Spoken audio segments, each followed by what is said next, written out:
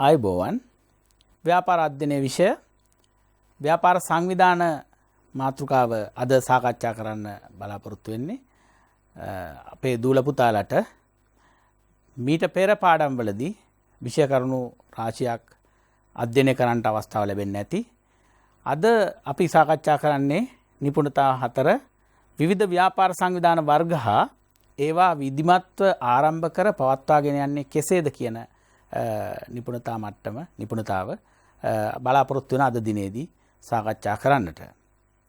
මෙහි අද අප ආරම්භ කරන්නේ හවුල් ව්‍යාපාරවල ලියාපදිංචි කිරීමේදී අනුගමනය කළ යුතු ක්‍රියාපටිපාටිය මුලින්ම සාකච්ඡා කරන්න බලාපොරොත්තු වෙනවා. විශේෂයෙන් කේවල සාමි ව්‍යාපාරයක එහෙම නැත්නම් ඒක පුද්ගල ව්‍යාපාරයක ලියාපදිංචි කළ කිරීමේ පටිපාටියට සමාන ක්‍රියාපටිපාටියක් තමයි හවුල් ව්‍යාපාර සම්බන්ධයෙන් උත් බලපාන්නේ.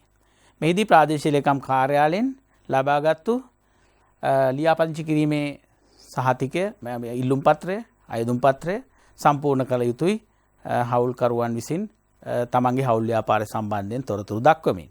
ඊළඟට එම සම්පූර්ණ කළ අයදුම් පත්‍රය සාමදාන විනිශ්චයකාරවරයෙකු ලවා සහතික කරවා ගත යුතුයි. ඔවුන්ගේ හවුල්කරුවන්ගේ අනන්‍යතාවයන් හවුල් ව්‍යාපාරයේ තත්ත්වයන් පිළිබඳව සහතිකයක් ලබා දිය යුතුයි සාමදාන විනිශ්චයකාරවරයෙකු විසින්. ඒ වගේම ඒක පුද්ගල ව්‍යාපාර වගේම හවුල් ව්‍යාපාරවලත් ග්‍රාම නිලධාරී වාර්තාව ලබා දීම අනිවාර්යයි.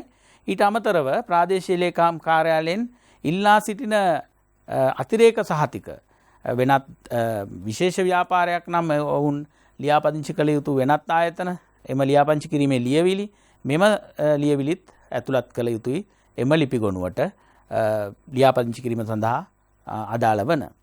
ඒ වගේම සම්පූර්ණ කළ අයදුම් පත්‍රයත් ග්‍රාම නිලධාරී වාර්තාවත් ඒ වගේම අදාළ ගාස්තු ගෙවූ රිසිට් පත් ඇතුළත් ලිපිගොනුව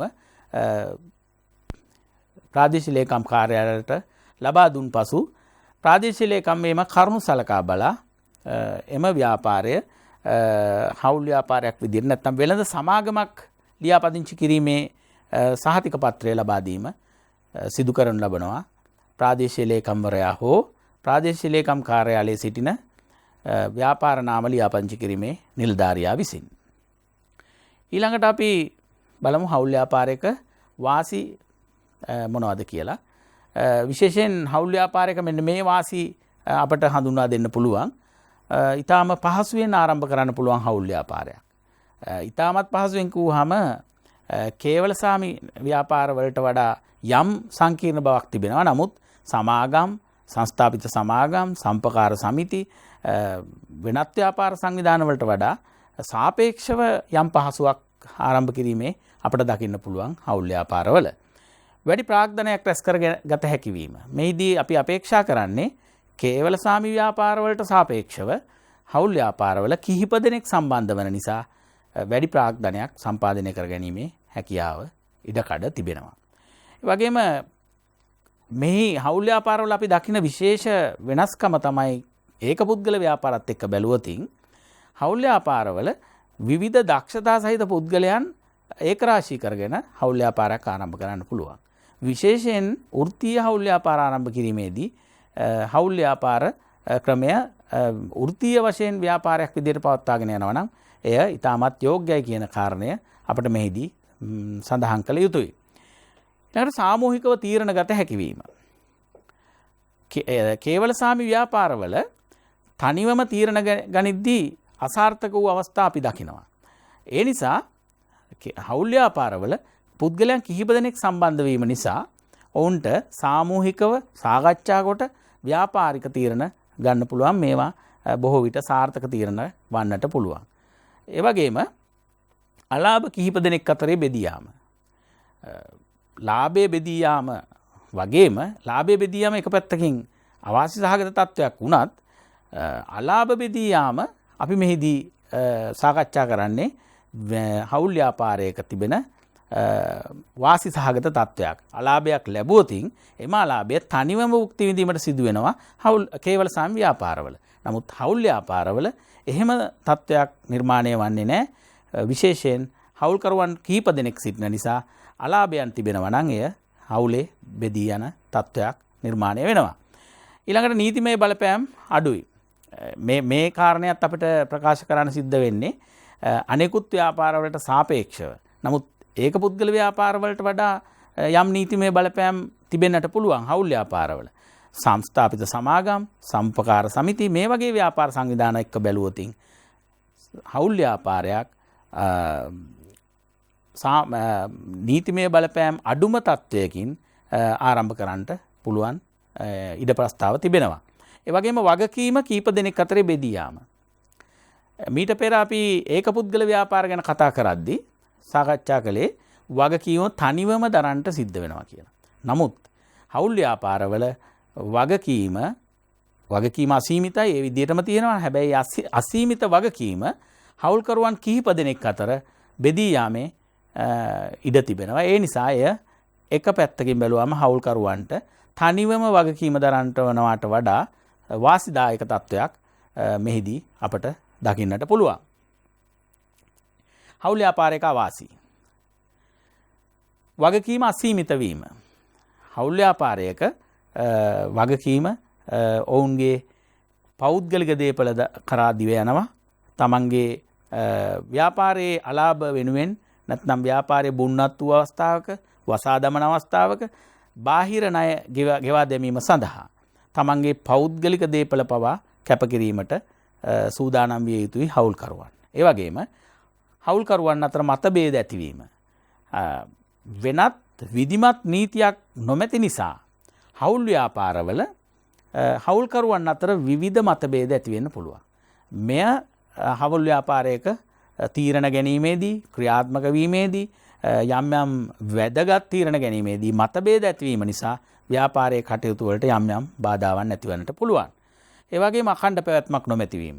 හවුල් ව්‍යාපාරයක හවුල්කරුවෙක් මිය යාම, හවුල්කරුවෙක් බුන්වත් වීම, හවුල්කරුවෙක් ඉවත්ව යාම මේ වගේ විවිධ හේතුන් නිසා හවුල් ව්‍යාපාරයක කටයුතු අවසන් කරන්න සිද්ධ වෙනවා. මෙන්න මේ නිසා අපි කියනවා හවුල් ව්‍යාපාරයකට අඛණ්ඩ පැවැත්මක් නොමැතිවීමත් එක පැත්තකින් අවාසිදායක තත්ත්වයක්. එක් හවුල්කරුවෙකුගේ ක්‍රියාකලාපය නිසා සියලුම හවුල්කරුවන් වගකීමට බැඳීම. මේ තත්ත්වය නිර්මාණය වන්නේ හවුල්කරුවන් සමහරලාට නීති විරෝධී ක්‍රියාවලිය දෙන්න පුළුවන්. හවුල් ව්‍යාපාරයේ කටයුතු වෙනුවෙන් ක්‍රියා කිරීමේදී යම් යම් වැරදි ක්‍රියාමාර්ගවලිය දෙන්න පුළුවන්. මෙන්න මේ වගේ එක් හවුල්කරුවෙක් සිදු කරන වැරදි නිසා අනෙකුත් සියලු හවුල්කරුවන්ට ඒ සම්බන්ධයෙන් වගකීමට සිදු වෙනවා. මෙම තත්ත්වයක් අහිතකර විදියටයි හවුල් ව්‍යාපාර සම්බන්ධයෙන් බලපානු ලබන්නේ. ව්‍යාපාරික තොරතුරු වල රහස්‍යභාවය නැති වී යාම. ඒක පුද්ගල ව්‍යාපාරات එක්ක සංසන්දනය කරද්දී ඒක පුද්ගල ව්‍යාපාරවල රහස්‍යභාවය 100%ක් රැකෙන්න කටයුතු කරන්න පුළුවන්. නමුත් හවුල් ව්‍යාපාරවල හවුල්කරුවන් කිහිප දෙනෙක් ඉන්න නිසා රහස්‍යභාවය, ව්‍යාපාරික රහස් එළියට යාමේ ප්‍රවණතාවයක් තිබෙනවා. මෙයත් අවාසිදායක තත්ත්වයක්. තීරණ ගැනීම ප්‍රමාද විය හැකියි.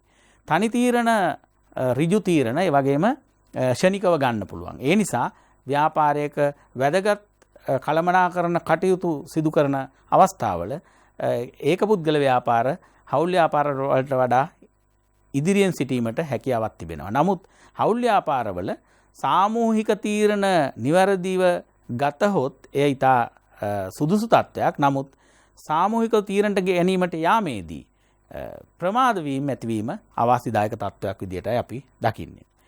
ඊළඟ නීතිමය පුද්ගල භාවයක් නොමැතිවීම, නීතිය ඉදිරියේ හවුල් ව්‍යාපාරයේ නමින් කටයුතු කරන්නට නොහැකි වීම නිසා ගිවිසුම් වලට එළඹෙන්න හැකියාවක් නොමැතිවීම, විවිධ නීතිමය තත්ත්වයන් යටතේ අවාසිදායක තත්ත්වයන් ඇතිවීම අපට දක්වන්නට පුළුවන්. මෙයත් අවාසිදායක තත්ත්වයක් හවුල් ව්‍යාපාර සම්බන්ධයෙන්. ඒ වගේම ලාභය කිහිප දෙනෙකු අතරේ බෙදී යාම.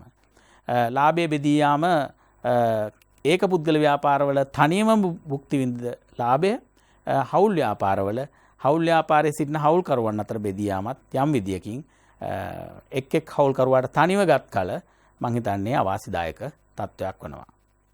ඒ වගේම අපි ඊළඟට කතා කරන්නේ හවුල් ව්‍යාපාර සම්බන්ධයෙන් බලපාන විවිධ නීති රීති අනපනත් මොනවද කියන කාරණය. මෙහිදී අපිට දරුවන්ට කියන්න සිද්ධ වෙනවා හවුල් ව්‍යාපාර සම්බන්ධයෙන් විශේෂ බලපාන පනතක් තිබෙනවා. 1890 හවුල් ආඥා පනත. මෙම පනත අනුව හවුල් ව්‍යාපාරයක මතභේද ඇති නොවි හවුල් ව්‍යාපාරයක කටයුතු හොඳින් කරගෙන යාමට අවශ්‍ය විධිවිධාන හවුල් ආඥා පනතේ සඳහන් වෙනවා. ඊළඟට හවුල් ව්‍යාපාරයක් ලියාපදිංචි කිරීම සම්බන්ධයෙන් 1918 අංක 6 දරන ව්‍යාපාර නාම ආඥා පනත බලපානු ලබනවා.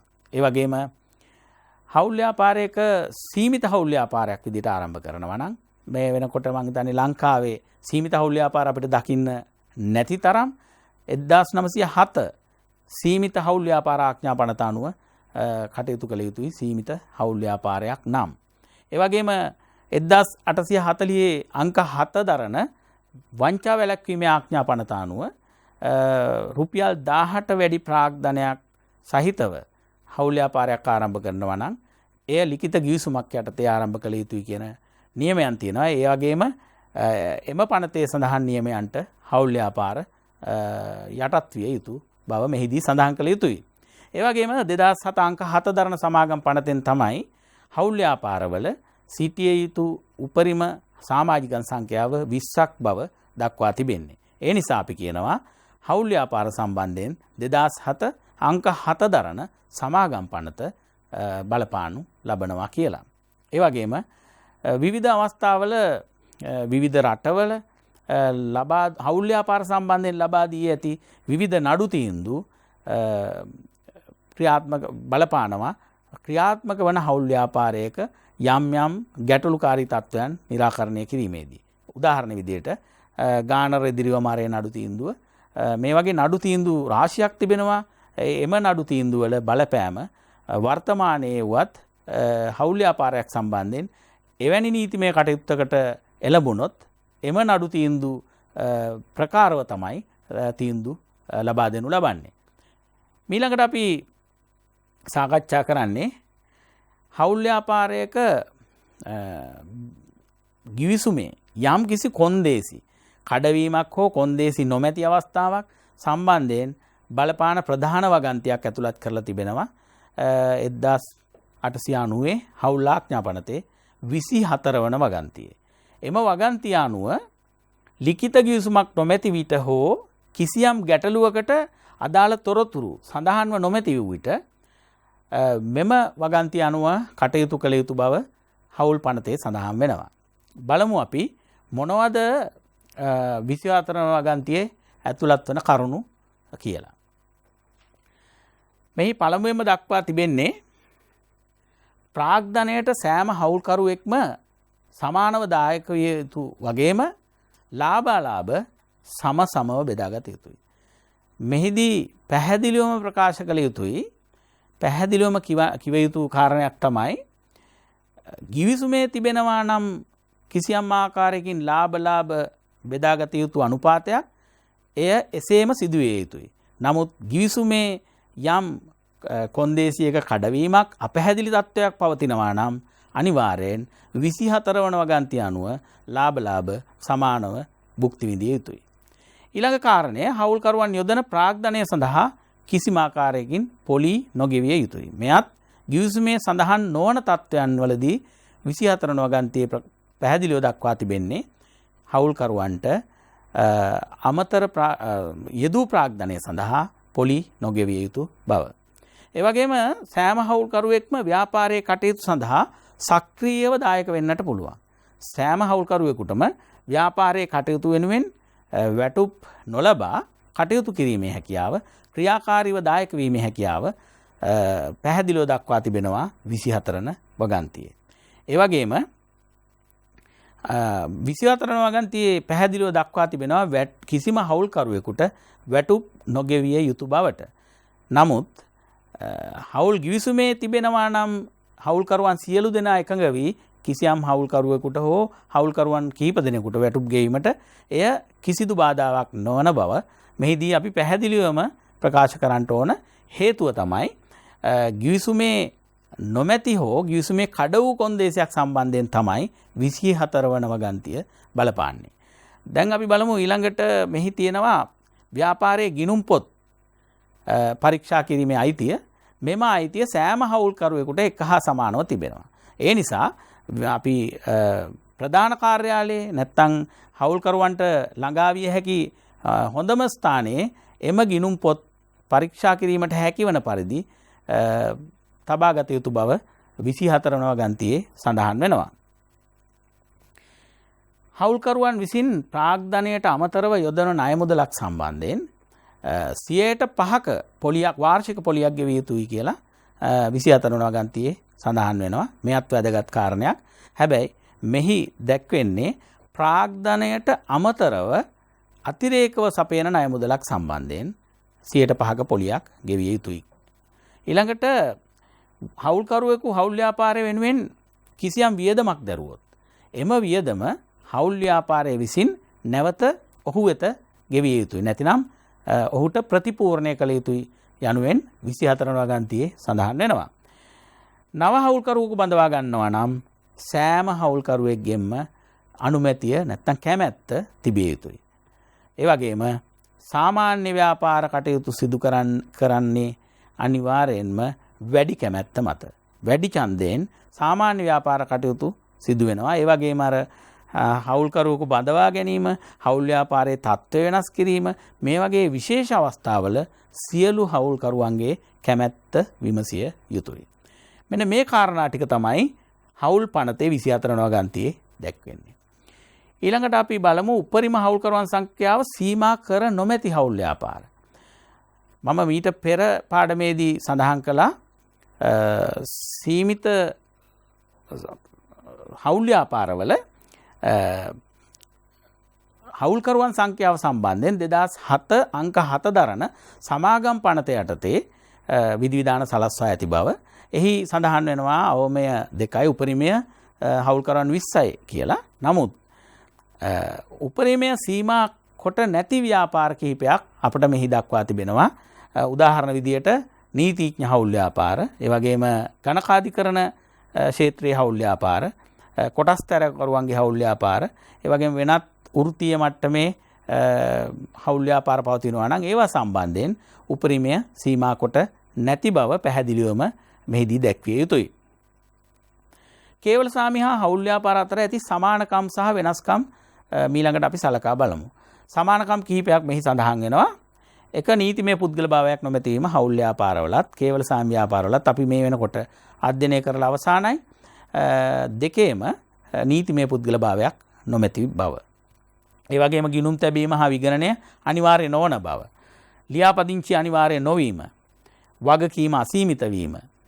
අඛණ්ඩ පැවැත්මක් නොමැති වීම. මේ සියලු කාරණා සම්බන්ධයෙන් කේවල සාමි ව්‍යාපාරත් හවුල් ව්‍යාපාරයත් යන දෙකම එක හා සමාන විදියටයි ක්‍රියාත්මක වන්නේ. කේවල සාමි ව්‍යාපාර හා හවුල් ව්‍යාපාර අතර ඇති අසමානකම්.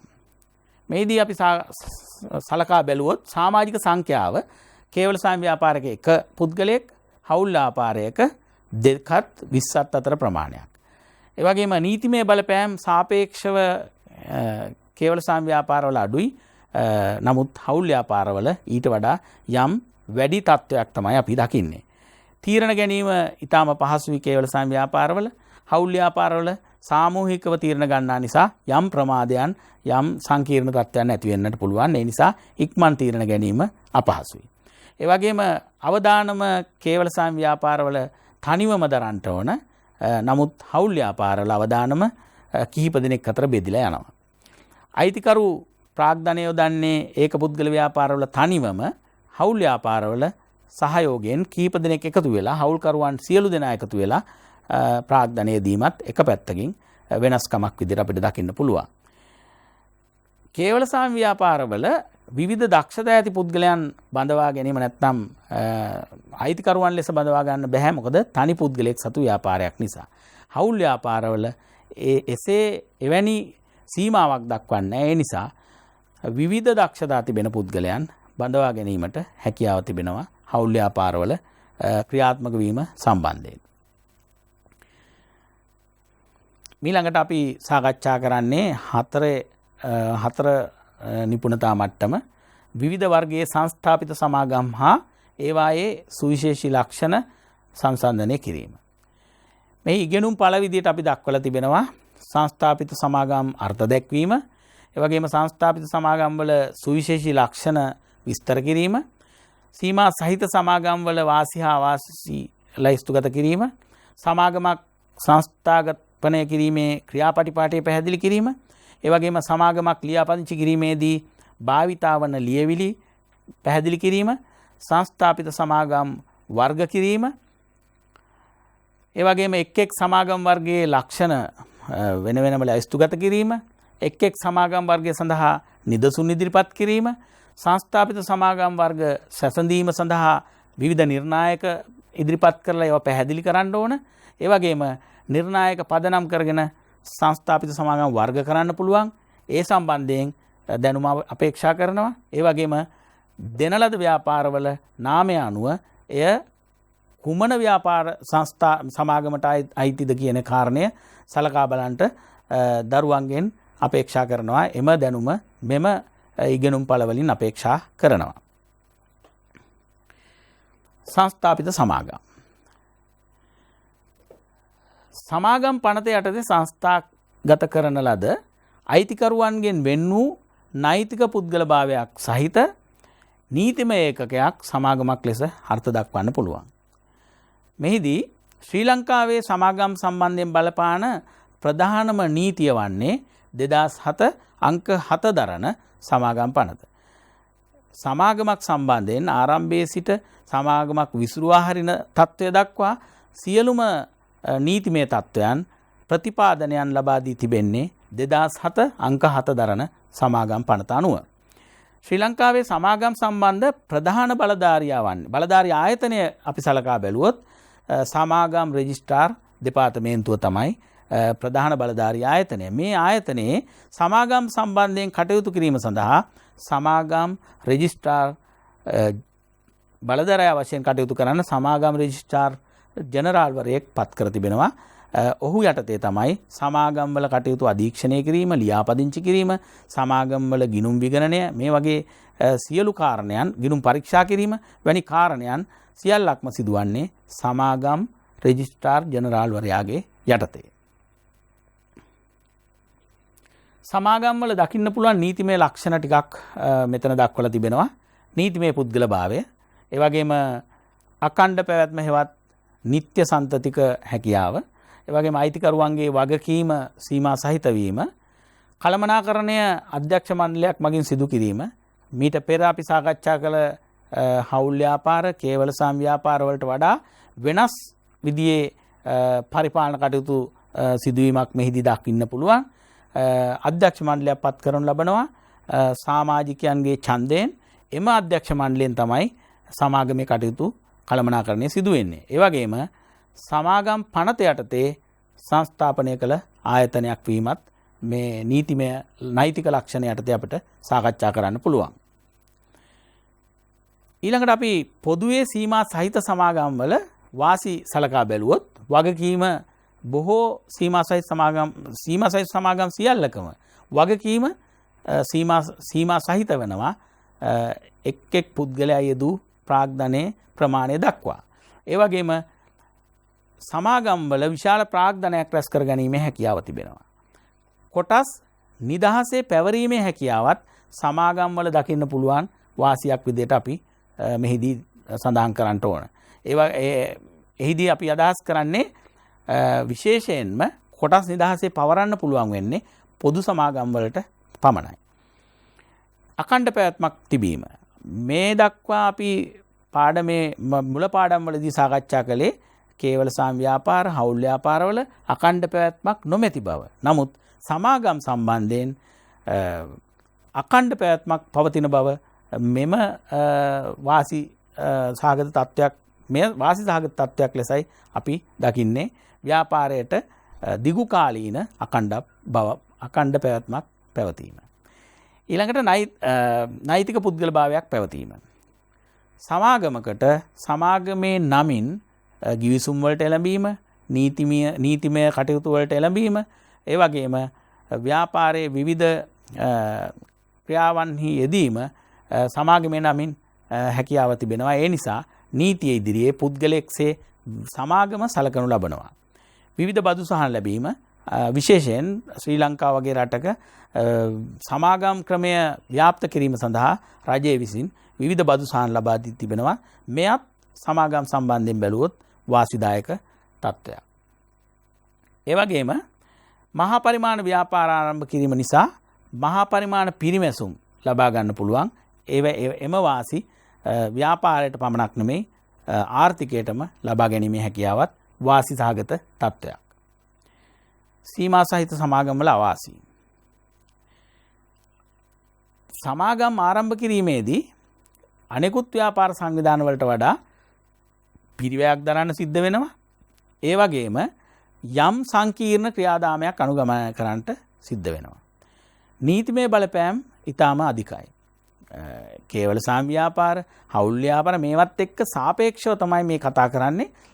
ඒ සංවිධානත් එක්ක බැලුවොතින් සංස්ථාපිත සමාගම් වල යම් නීතිමය බලපෑම් වල වැඩි තත්ත්වයක් බලාපොරොත්තුවන් දකින්න පුළුවන්. ඒ වගේම සමාගම් මේ ලාභය මත මෙන්ම කොටස්කරුවන්ගේ ලාභාංශ මතද බදු ගෙවීමට සිදුවීම. සමාගම් වල ලාභය මත බදු ගෙවීමට සිද්ධ වෙන බව අපි දන්නවා. ඒ විතරක් නෙමෙයි එක් සමාගමේ සමාජිකයා ලබන ලාභාංශ මත බදු ගෙවීමටත් සිදුවීම නිසා මෙය යම් අවස්ථාවක යම් ආකාරයකින් ද්විත්ව බදු ගෙවීමක් විදියට අපිට සලකන්න පුළුවන්. මෙයත් සමාගමක සමාජිකයන්ට අවාසිදායක තත්ත්වයක් විදියටයි අපි දකින්නේ. අලාභ ව්‍යාපාරය තුලම රැඳීම. මෙහි අදහස හවුල් ව්‍යාපාර වගේ ව්‍යාපාරවල අලාභය සඳහා හවුල්කරුවන් මුදල් තමන්ගේ පෞද්ගලික මුදලින් යෙදවිය යුතුයි. නමුත් සමාගම් වල එසේ නොවන නිසා අලාභය බෙදා හැරීමක් සිදු වන්නේ නැහැ. ඒ නිසා එය ව්‍යාපාරය තුලම රැඳීම ව්‍යාපාරයේ උන්නතියට සංවර්ධනයට යම් බාධාවක් වන්නට පුළුවන්. ඒ වගේම කොටස් සංඛ්‍යාව මත ඡන්ද බලය හිමීම. එක් පුද්ගලයෙක් ලබාගත් කොටස් සංඛ්‍යාව මත ඡන්ද බලය වෙනස් වෙනවා. ඡන්ද එක් පුද්ගලයෙක් ලබාගෙන තිබෙන්නේ කොටස් 500ක් නම් ඔහුට ඡන්ද 500ක් හිමි වෙනවා. තවත් පුද්ගලයෙක් කොටස් 10ක් හිමි කරගෙන තිබෙනවා නම් ඔහුට ඡන්දය ප්‍රකාශ කළ හැක්කේ ඡන්ද 10ක් වශයෙන්. මෙන්න මේ ආකාරයට සුළු කොටස් හිමියන්ට යම් අවාසි සහගත තත්ත්වයක් ඇති වෙන්න පුළුවන් සමාගම් වල කටයුතු කිරීමේදී ඡන්දය ප්‍රකාශ කිරීමේදී. ඒ වගේම කළමනාකරණය සංකීර්ණ වීම හා දුෂ්කර වීම. කේවල සාම ව්‍යාපාර, හවුල් ව්‍යාපාරවලට වඩා සමාගම් වල කළමනාකරණ කටයුතු යම් දුෂ්කර තත්ත්වයක් පවතින්න පුළුවන්. හේතුව තමයි සමාගමක විශාල කොටස්කරුවන් සංඛ්‍යාවක් ඉන්න පුළුවන්. ඒ වගේම ඔවුන්ගේ කළමනාකරණ කටයුතු විවිධ ක්ෂේත්‍රයන් වලට වෙන් වෙන්න පුළුවන්. මේ නිසා සංකීර්ණ තත්ත්වයක් යටතේ කළමනාකරණය සිද්ධ වීමත් සමාගම් සම්බන්ධයෙන් අවාසිදායක තත්ත්වයක් විදිහටයි අපි දකින්නේ. ඊළඟට අපි කතා කරන්නේ සමාගම් සංස්ථාගත කිරීමේ නැත්නම් සංස්ථාපනය කිරීමේදී අවශ්‍ය වන ලියවිලි සම්බන්ධයෙන්. සමාගමක් ලියාපදිංචි කිරීමේදී ප්‍රධානම ලියවිල්ල විදිහට අපි සඳහන් කළ යුතුයි සමාගමක සාංගමික ව්‍යවස්ථාවලිය. සාංගමික ව්‍යවස්ථාවලිය කියන්නේ සමාගමේ අයිතිකරුවන් නැත්නම් කොටස්කරුවන් සමග සමාගම ඇති බැඳීම නිරූපණය කරන ප්‍රධානම ලියවිල්ල සාංගමික ව්‍යවස්ථාවලිය. ඒ වගේම සමාගමේ නම පිළිබඳ ප්‍රකාශය. මෙම සමාගමේ දැනට පවත්නා ලබා දී ඇති නම වෙනත් සමාගමක දැනට භාවිතා නොවන බවට ප්‍රකාශයක් සමාගමේ නම පිළිබඳ ප්‍රකාශයෙන් ඉදිරිපත් කළ යුතුයි. ඒ වගේම අධ්‍යක්ෂවරුන්ගේ කැමැත්ත දැක්වෙන ප්‍රකාශය. ආරම්භයේ අධ්‍යක්ෂවරුන් වශයෙන් එකඟතාවයට පත්වන පුද්ගලයන් එම සමාගමේ අධ්‍යක්ෂවරයෙක් විදිහට කටයුතු කරන්න කැමැති කියන ප්‍රකාශය දැක්වෙන ලියවිලි එක් අධ්‍යක්ෂවරයා විසින් වෙන වෙනම ඉදිරිපත් කළ යුතුයි. ඒ වගේම ලේකම්වරයාගේ හෝ ලේකම්වරුන්ගේ ප්‍රකාශයන්. මෙහිදී එක් ව්‍යාපාරයක එක් ලේකම්වරයෙක් ඉන්න පුළුවන්, තවත් සමාගමක ලේකම්වරුන් කීප දෙනෙක් ඉන්න පුළුවන්. ඔවුන් සමාගමේ කටයුතු සම්බන්ධයෙන් ලේකම්වරයෙක් විදියට ක්‍රියා කරන්න එකඟතාවය දැක්වෙන ලියවිල්ලක් ඉදිරිපත් කළ යුතුයි. ඒ වගේම නියමිත පරිදි සම්පූර්ණ කළ අයදුම් පත්‍රය. මෙම අයදුම් පත්‍රය සම්පූර්ණ කරලා මේ ලියවිලිත් එක්ක සමාගම් රෙජිස්ට්‍රාර් කාර්යාලයට ලබා දුන්නට පස්සේ සමාගමක් ලියාපදිංචි කිරීම සම්බන්ධයෙන් අවශ්‍ය ඉදිරි වැඩපිළිවෙල ඔවුන් විසින් ගන්නවා ඇති. ඊළඟ අපි සාකච්ඡා කරන්නේ සීමිත සමාගමක් නීත්‍යානුකූලව නම භාවිතා කරන ආකාරය පිළිබඳව. සමාගමක නමක් දුටු පමණින් එය පෞද්ගලික සමාගමක්ද පොදු සමාගමක්ද එහෙමත් නැත්නම් එය ලියාපදිංචි කළ කොටස් වෙළඳපොලේ ලියාපදිංචි කළ සමාගමක්ද යන්න හඳුනා ගැනීම අපි ශිෂ්‍යයෙක්ගෙන් බලාපොරොත්තු වන විෂය කරුණක්. සීමිත පෞද්ගලික සමාගමක් හඳුනා ගැනීමේදී අපි පැහැදිලිව දක්වා තිබෙනවා සීමා සහිත නිල්වලා පෞද්ගලික සමාගම. උදාහරණයක් දක්වලා තිබෙනවා. මෙවැනි සමාගමක නමක් ඉදිරිපත් කරන අවස්ථාවක පෞද්ගලික යන්න දිගු වචනය හෝ කෙටියෙන් පෞද් කියන වචනය වරහන් තුල යෙදීම සමාගම් පනත යටතේ අනිවාර්ය කොට තිබෙනවා.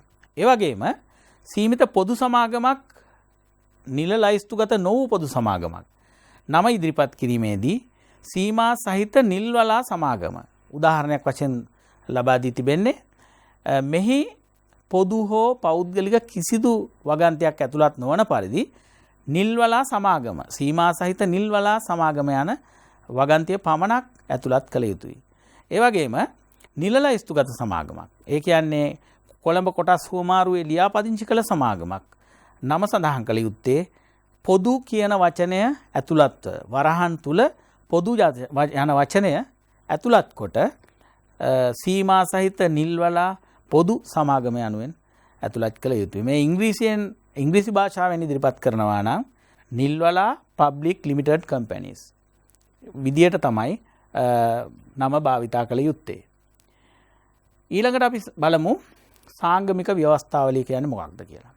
අපි මීට පෙර සඳහන් කළා සාංගමික ව්‍යවස්ථාවලිය කියන්නේ සමාගමක් සම්බන්ධයෙන් පවතින ඊටාම වැදගත්ම ලියවිල්ල බව. සමාගමක කොටස්කරුවන් හිමියන් සහ සමාගමේ පරිපාලනය සම්බන්ධයෙන් පවත්නා ප්‍රධානතම නීතිමය ලියවිල්ල තමයි සාංගමික ව්‍යවස්ථාවලිය. සාංගමික ව්‍යවස්ථාවලියක ඇතුළත් වෙන්න ඕන කරුණු ප්‍රධාන කරුණු කිහිපයක් මෙතන දක්වලා තියෙනවා. 3ක්. 1 සමාගමේ පරමාර්ථ. 2 කොටස් හිමියන්ගේ අයිතිවාසිකම් හා සමාගම සමග ඇති බැඳීම් මොනවද කියන කාරණය. 3 සමාගමේ කළමනාකරණය හා පරිපාලන කටයුතු සිදුවන්නේ කුමන ආකාරයෙන්ද කියන කාරණය. ඊළඟට අපි සලකා බලන්නේ සාංගමික ව්‍යවස්ථාවලියක් සකස් කිරීමේදී ඇතුළත් කළ යුතු කරුණු කීපයක් සම්බන්ධයෙන්. කොටස් සම්බන්ධ තොරතුරු ඇතුළත් කරන්න ඕන. ඒ වගේම කොටස් හිමියන්ගේ රැස්වීම් වලට අදාළ නීති රීති, අධ්‍යක්ෂවරු හා ලේකම්වරු පත් කිරීම, ඒ සම්බන්ධයෙන් තියෙන නියමයන්, ගිණුම් තැබීම හා විගණනය සිදුවිය යුත්තේ කුමන ආකාරයෙන්ද කියන කාරණය. ඒ වගේම සමාගම යම් අවස්ථාවක ඈවර කිරීමක්, විසුරුවා හැරීමක් සිද්ධ වෙනවා නම් එවැනි අවස්ථාවක එය සිදුවිය යුත්තේ කුමන ආකාරයෙන්ද, නැත්නම් සමාගම් නාම ලේඛනයෙන් නමක් ඉවත් කිරීමේදී එය සිදුවිය යුත්තේ කුමන ආකාරයෙන්ද කියන කාරණාව. ඒ වගේම වෙනත් සමාගම සම්බන්ධයෙන් බලපාන වැදගත් ඕනෑම කරුණක් සාංගමික ව්‍යවස්ථාවලිය ඇතුළත් කරන්නට හැකියාව තිබෙනවා. ඊළඟට අපි සාකච්ඡා කරන්නේ මීට පෙර අපි කිව්වා ලියවිලි කිහිපයක් ලබා දෙන්න ඕන සමාගම් රෙජිස්ට්‍රාර්වරයාට. එම ලියවිලි සලකා බලා අදාළ කොන්දේසි සම්පූර්ණ කළාට පස්සේ සමාගම් රෙජිස්ට්‍රාර්වරයා විසින් සමාගමක් ලියාපදිංචි කළා කියන ලියවිල්ල ලබා දෙනවා සමාගම වෙත. එය අපි හඳුන්වන්නේ සංස්ථාගත කිරීමේ සහතිකය වශයෙන්. මෙයට වෙනත් නම් විදියට භාවිතා කරන්න පුළුවන් සම්මුති සහතිකය, එහෙම නැත්නම් සංස්ථාපන සහතිකය. 2007 අංක 7 දරන සමාගම් පනත යටතේ වූ සියලු නියමයන් සම්පූර්ණ කළ සමාගමක් ලෙස සංස්ථාපනය කළ බවට සමාගම් රෙජිස්ට්‍රාර්වරයා විසින් ලබා දෙන ලියවිල්ල සංස්ථාපන සහතිකය විදියට මෙහි දක්වා තිබෙනවා. සංස්ථාගත කිරීමේ සහතිකයේ ඇතුළත් විය යුතු කරුණු කිහිපයක් මෙහි දක්වා තිබෙනවා. 1 සමාගමේ නම හා අංකය, ඒ වගේම සමාගම සංස්ථාගත කළ දිනය, සමාගම සීමා සහිත සමාගමක්ද සීමා රහිත සමාගමක්ද ඒ වගේම ඇපේන් සීමිතද එහෙම නැත්නම් පෞද්ගලික සමාගමක්ද මේ කියන කාරණා වගේම සමාගම අක්වරල සමාගමක්ද කියන කාරණයක් මෙම සහතිකයේ පැහැදිලිව දක්වා තිබිය යුතුයි. 2007 අංක 7 දරන සමාගම් පනත අනුව ආරම්භ කරන්න පුළුවන් ප්‍රධාන සමාගම් වර්ග 3ක් සඳහන් වෙනවා. 1 සීමා සහිත සමාගම්, 2 සීමා රහිත සමාගම්, ඒ වගේම 3 ඇපයෙන් සීමිත සමාගම්. අපි ඊළඟට සලකා බලන්නේ සමාගම් පනත යටතේ ආරම්භ කළ හැකි එක සමාගමක් සීමා සහිත පෞද්ගලික සමාගම්. ප්‍රාග්ධනය සපයා ගැනීමට ප්‍රසිද්ධියේ කොටස් නිකුත් නොකරන ඒ වගේම නිදහසේ කොටස් පැවරීම කළ නොහැකි හිතමිතුරන්ගෙන් එහෙම නැත්නම් ඥාතීන්ගෙන් පමණක් ප්‍රාග්ධනය සපුරා ගන්නා සමාගම් අපි කියනවා සීමිත පෞද්ගලික සමාගම් කියලා. මෙහිදී සීමිත පෞද්ගලික සමාගමක කිහිප දෙනෙකුට ප්‍රාග්ධනය යොදමින් සමාගම ආරම්භ කරන්න පුළුවන් කියන කාරණය නෑදෑ හිත මිතුරන්ගෙන් කියන එකෙන් අපි තේරුම් ගත යුතුයි. මේන් අදහස් කරන්නේ ප්‍රසිද්ධියේ මහජනයාට ආරාධනා කළ නොහැකි බව පමණයි. 2007 අංක 7 දරන සමාගම් පනත යටතේ මෙම සමාගමත් ලියාපදිංචි කළ යුතුයි. පෞද්ගලික සමාගමක ප්‍රධාන ලක්ෂණ කීපයක් අපි සලකා බලමු. අයිතිය. එක මෙහිදී අපි කොටස්කරුවන් තමයි සමාගමක ඉන්න ප්‍රධානම අයිතිකරුවන්. ඔවුන්ගේ ප්‍රාග්ධනයෙන් තමයි නැත්තම් කොටස් ප්‍රාග්ධනයෙන් තමයි සමාගමක සීමිත පෞද්ගලික සමාගමක ප්‍රාග්ධනය සම්පාදනය වන්නේ. මෙහිදී අපි විශේෂයෙන් සඳහන් කළ යුතුයි ප්‍රසිද්ධියේ කොටස් හා ණය කර මිලදී ගැනීමට මහජනයාට ආරාධනා කිරීමේ හැකියාවක් පෞද්ගලික සමාගම් වලට නොමැති බව. ඒ වගේම කොටස්කරුවන් සංඛ්‍යාව පැහැදිලිවම අපි දක්වන්න ඕන පෞද්ගලික සමාගමක් සම්බන්ධයෙන් කොටස්කරුවන් සංඛ්‍යාව අවමය 1ක් විදියටත් උපරිමය 50ක් විදියටත් සමාගම් පනතේ දක්වා තිබෙනවා. මේ අනුව එක් පුද්ගලයෙකුට වුණත් සමාගමක් පෞද්ගලික සමාගමක් ආරම්භ කිරීමේ හැකියාව මෙහි දැක්වෙන නියමයන්ට අනුව ලබා දී තිබෙනවා. කළමනාකරණය සිදු කළ යුත්තේ කොටස්කරුවන්ගේ ඡන්දයෙන් පත්වන අධ්‍යක්ෂ මණ්ඩලයක් මගින් අවම අධ්‍යක්ෂවරුන් සංඛ්‍යාව පෞද්ගලික සමාගමක එක් පුද්ගලයෙක් විදියටයි දක්වා තිබෙන්නේ. අවම 1යි උපරිමය පිළිබඳ සඳහනක් දක්වන්නේ නැහැ. නෛතික පුද්ගල භාවය. මෙතෙක් කතා කරපු කේවල සාමි හවුල් ව්‍යාපාරවලට නොතිබුණු විශේෂ ලක්ෂණයක් පෞද්ගලික සමාගම් වලට තිබෙනවා. විශේෂයෙන් සමාගම් වලට තිබෙනවා. පෞද්ගලික සමාගම් වලට නෛතික පුද්ගල භාවයක් තිබෙනවා. මේ නිසා සමාගමක් නීතිය ඉදිරියේ සමාගමේ නමින් කටයුතු කිරීමේ හැකියාව තිබෙනවා. වගකීම සීමා සහිතයි. ඒ කියන්නේ තමන් එක් පුද්ගලයා යෙදූ ප්‍රාග්ධනයට පමණක් වගකීම සීමා සහිත වන බව මෙම කාරණයෙන් අපට පැහැදිලි කරන්න පුළුවන්. පැවැත්ම.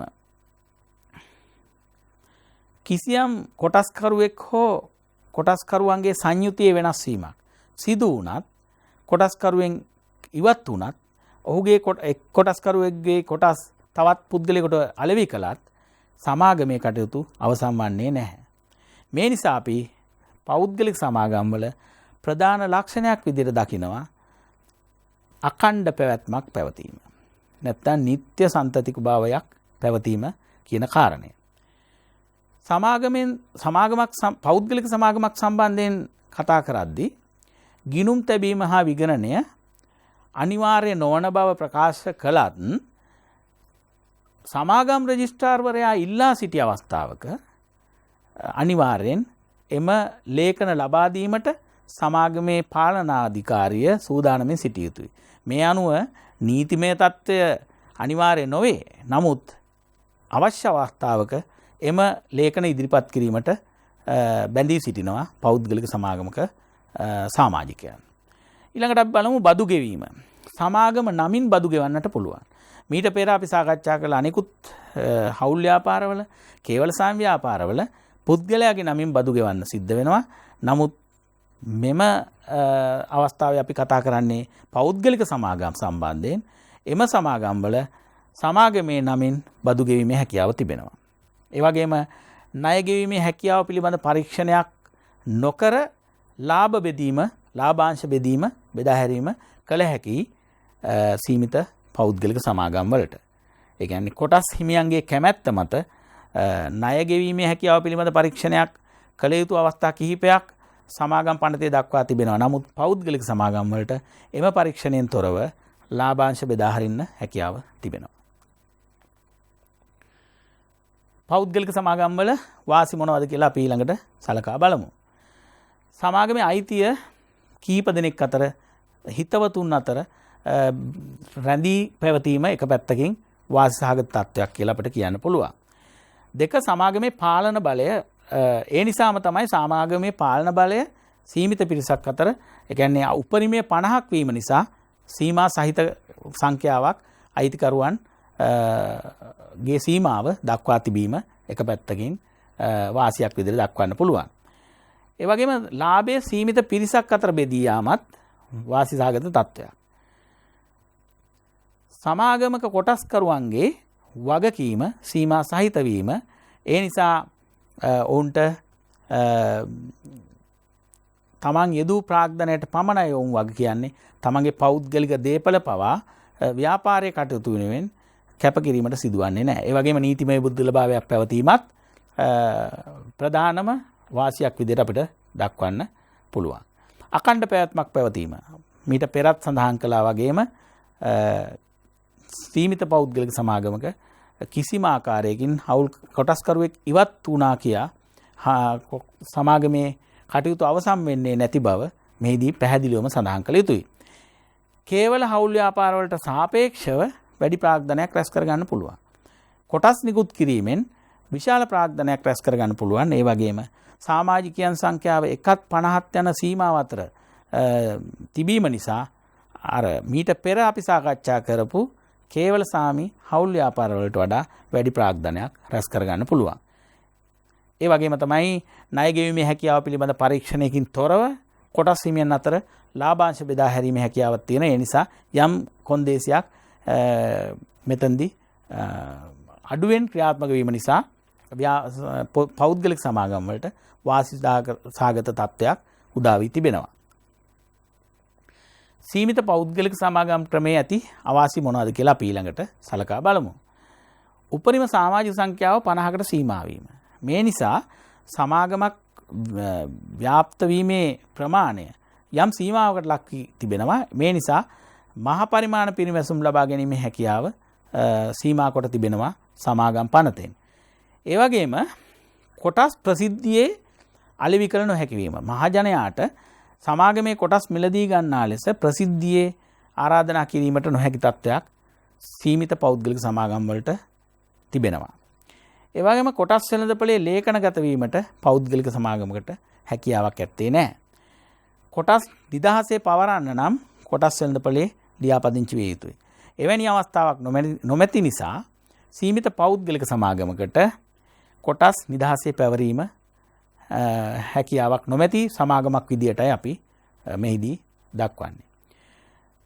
සාපේක්ෂව නීතිමය බලපෑම් වැඩිවීම. මෙහිදී අපි මීට පෙර සාකච්ඡා කළ හවුල් ව්‍යාපාර,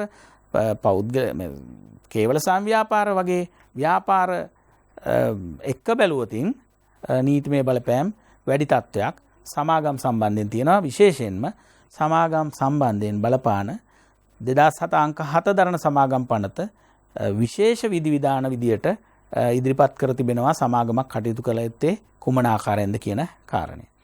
සංස්ථාපනය කිරීම යම් දුරකට අනෙකුත් ව්‍යාපාරත් එක්ක මීට පෙර සාකච්ඡා කළ ව්‍යාපාරත් එක්ක සසඳා බැලීමේදී සංකීර්ණ තත්ත්වයක් අපි දකිනවා සීමිත පෞද්ගලික සමාගම් වල.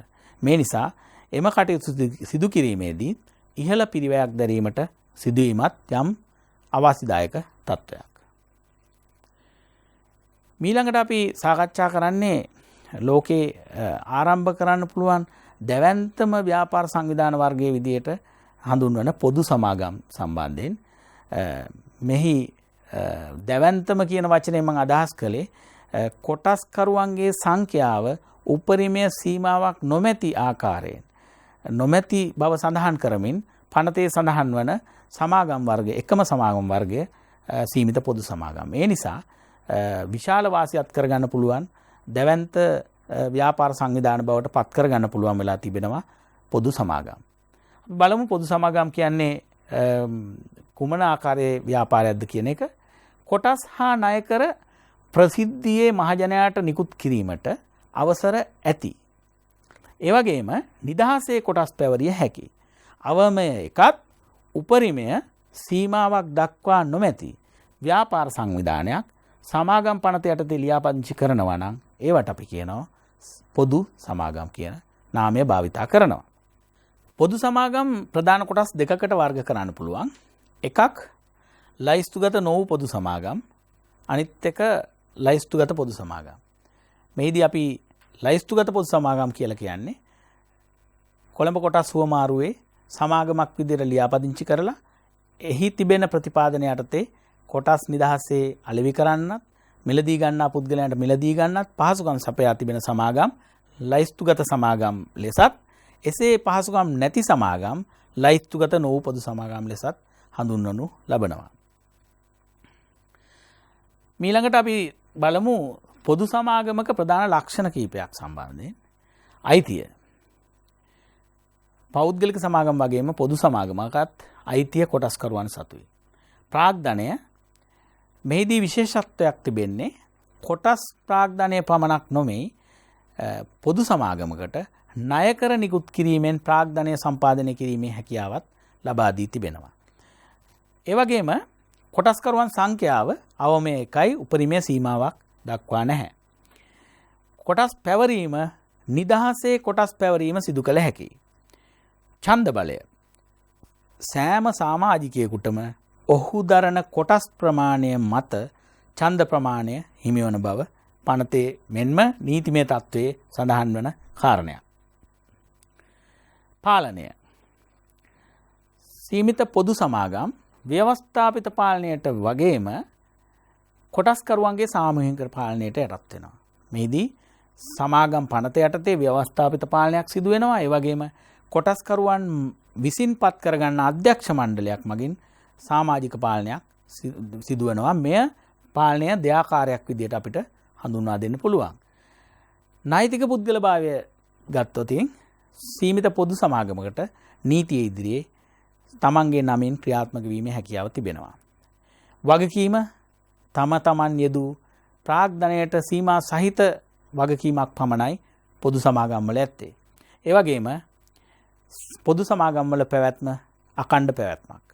ඒ කියන්නේ ව්‍යාපාරයේ සමාජිකයන් අතර, කොටස්කරුවන් අතර කොටස්වල හුවමාරු වීම කුමන ආකාරයෙන් සිදුවත් සමාගමේ පැවැත්මට එහි කිසිදු බාධාවක් නොමැති බව සමාගම් පනතේ සඳහන් වෙනවා. ගිණුම් තැබීම හා විගණනය අනිවාර්යයි. සීමිත පොදු සමාගමක ගිණුම් තැබීම හා විගණනය අනිවාර්යයි. ඒ වගේම එම ගිණුම් සමාගම් රෙජිස්ට්‍රාර් ජෙනරාල්වරයා වෙත ඉදිරිපත් කිරීමත් වාර්ෂිකව සිදුවිය යුතුයි. බදු ගෙවීම සමාගම නමින් බදු ගෙවීමේ හැකියාව තිබෙනවා. මෙම තත්ත්වය පෞද්ගලික සමාගමකටත් තිබුණා. සංස්ථාපනය වීම 2007 අංක 7 දරන සමාගම් පනත යටතේ සමාගම් රෙජිස්ට්‍රාර් ඉදිරියේ ලියාපදිංචි කළ යුතුයි. ඒ වගේම තමයි මෙහි තියෙන වෙන විශේෂ ලක්ෂණයක් තමයි ණය ගෙවීමේ හැකියාව පිළිබඳ පරීක්ෂණයක් සිදු කළ යුතුයි. මේන් අදහස් කරන්නේ කොටස්කරුවන් අතර ලාභාංශ බෙදා හැරීමට ප්‍රථම ණය ගෙවීමේ හැකියාව පිළිබඳ පරීක්ෂණයක් කර අවසන් වූ පසුවයි සමාගමේ ලාභාංශ බෙදා හැරිය හැක්කේ. සීමා සහිත පොදු සමාගම් ක්‍රමයේ ඇති වාසි විශාල ප්‍රාග්ධනයක් රැස් කරගන්න පුළුවන්. ඒ වගේම වගකීම සීමිතයි. මෙන්න මේ කියන ලක්ෂණ වගේම අඛණ්ඩ පැවැත්මක් තිබීම, ණයකර ප්‍රසිද්ධියේ නිකුත් කළ හැකිවීම, කොටස් ප්‍රසිද්ධියේ නිකුත් කිරීමට හා නිදහසේ කොටස් පැවරීමට හැකිවීම, මහා පරිමාණ ව්‍යාපාරවල නියුක්ත වීමෙන් ආර්ථික පිරිමැසුම් ලබා ගන්නට හැකියාව ලැබීමත් සමාගම් ක්‍රමයේ සීමිත පොදු සමාගම් වල තියෙන වාසිදායක තත්ත්වයක්. අවාසි ගැන සලකා බැලුවොත් සීමිත පොදු සමාගම් වල අලාභ පාඩු ව්‍යාපාරය තුලම රැඳීම එක පැත්තකින් අවාසියක්. ඒ වගේම ආරම්භ කිරීම සඳහා සංකීර්ණ ක්‍රියාදාමයක් සහිතයි ලියකියවිලි අවශ්‍යයි. ලියාපදිංචි කිරීමේදී අනුගමනය කළ යුතු ක්‍රියාපටිපාටිය තරමක් සංකීර්ණ වීම නිසා අපි කියනවා පොදු සමාගම් ආරම්භ කිරීම සංකීර්ණයි කියලා. ඒ වගේම ආරම්භක වියදම්, පරිපාලන වියදම් ඉතා ඉහළාගයක් ගන්නවා. නීතිමය බලපෑම් අධිකයි. ඒ වගේම ලාභය වැඩි පිරිසක් අතර බෙදී යනවා. සමාගමක පොදු සමාගමක කොටස්කරුවන්ගේ සංඛ්‍යාවේ සීමාවක් නොමැති නිසා එය කොටස්කරුවන් ප්‍රමාණය අනුව විශාල ප්‍රමාණයකට බෙදී යන්න පුළුවන්. ඒ වගේම තීරණ ගැනීම ප්‍රමාද වීම අධ්‍යක්ෂ මණ්ඩලයක් මගින් තීරණ ගන්නේ. ඒ නිසා තීරණ ගැනීමේ යම් යම් ප්‍රමාද දකින්න පුළුවන්. නමුත් අධ්‍යක්ෂ මණ්ඩලයක් සිටීම අපි මීට පෙර අවස්ථාවේ වාසිදායක තත්ත්වයක් විදිහට සාකච්ඡා කළා. ගනුදෙනුකරුවන් සමග ඇති සම්බන්ධතාව අඩුවීම. මෙය සමාගම් සම්බන්ධයෙන් තියෙන ප්‍රධාන දුර්වලතාවයක්. කේවල සාමි හවුල් ව්‍යාපාරවල ගනුදෙනුකරුවන් සමග යම් සමීප සම්බන්ධතාවක් ගොඩනගා ගන්න පුළුවන් වුණත් පොදු සමාගම් හා පෞද්ගලික සමාගම් වල මෙම තත්ත්වය දකින්නට නැහැ. ඒ වගේම කළමනාකරණය සංකීර්ණයි, තාම දුෂ්කරයි. කොටස් සංඛ්‍යාව මත ඡන්ද බලය හිමීම නිසා සුළු කොටස් හිමියන්ට යම් අසාධාරණ තත්ත්වයක් ඇති වෙන්න පුළුවන්. වැඩි කොටස් ප්‍රමාණයක් මිලදී ගත් අයට වාසිදායක තත්ත්වයන් ඇතිවන්නට පුළුවන්. මෙන්න මේ කියන කාරණාත් එක්ක පොදු සමාගම් ක්‍රමේ අවාසි අපි මේ විදියට පෙළගස්සන්න පුළුවන්.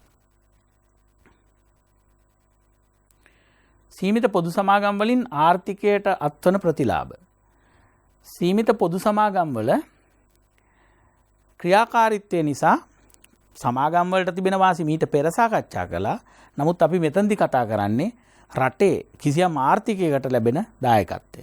දළ ජාතික නිෂ්පාදනයට වැඩි දායකත්වයක් ලබා දීම, රැකියා අවස්ථා වැඩියෙන් ජනනය වීම, ඒ වගේම වෙළඳපොළ තුල තරඟකාරීත්වය වර්ධනය වීම, රට තුල දියුණු තාක්ෂණික ක්‍රම ව්‍යාප්ත වීම, ඒ වගේම කොටස් වෙළඳපොළ සංවර්ධනය වීම ආර්ථිකය පැත්තෙන් බැලුවොත් විශාල ප්‍රතිලාභ ගෙන දෙන කාරණා විදිහට අපිට දකින්න පුළුවන්. ඒ වගේම අවසාන වශයෙන් සමාගම් ක්‍රමය නිසා, විශේෂයෙන් පොදු සමාගම් ක්‍රමය නිසා විශාල ආර්ථික වර්ධනයකට ගෙනියන්න පුළුවන් මේ සමාගම් සියල්ලේ ක්‍රියාකාරීත්වයෙන්. ඒ නිසා ජනතාවගේ ජීවන තත්ත්වය උසස් වීමත් අපට දකින්නට පුළුවන්. අද දවස තුල අපි සාකච්ඡා කළා පෞද්ගලික සමාගම් වල විශේෂ ලක්ෂණ, ඒ වගේම වාසි අවාසි, පොදු සමාගම් වල දකින්න පුළුවන් විශේෂ ලක්ෂණ, වාසි අවාසි, මේ කියන කාරණාත් එක්ක ඔබට ඉදිරියේදී ඔබ ඉදිරිපත් වන විභාගවල ඉහළ සාමාර්ථයන් ලබා ගැනීමට හැකියාව ඔබට ලැබෙයි කියලා මම විශ්වාස කරනවා. නැවත දවසක අපි පාඩමකින් හමු වනතුරු මම අදට පාඩමෙන් නවතිනවා. ආයුබෝවන්.